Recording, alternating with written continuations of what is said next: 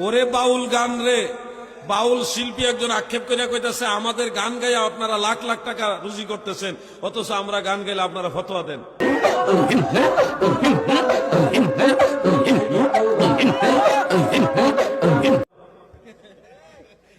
বাউল শিল্পীরা এখন অভিযোগ তুলতেছে যে আমরা গান গেলে আপনারা কোন হারাম, বেদাত, ভণ্ডামি, হারাম, কিন্তু আপনারা আমাদের সব গান গাইয়া ওয়াজ করতেছেন, আপনারা মোটা মোটা টাকা রুজি করতেছেন, এটা ঠিক না। আন্দোলন করতেছে তারা।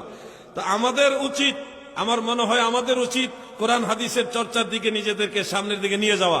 শুধু বাউল গান কেন রে ভাই, যত গান তার মুখস্থ, 10টা সূরা ঠিক মতো মুখস্থ পারে না। কি অবস্থা! আগামী 10 বছর পরে কোন সুন্নি আলেমদের মাঝে আমার মনে হয় না এমন ভালো কোন আলেম পয়দা হবে। সব খালি ফাকরির স্টাইল। কঠিন অবস্থা। আমি ফাকরির বিরুদ্ধে না, অবশ্যই নবীজির সুন্নত পাগড়ি লাগবে, কিন্তু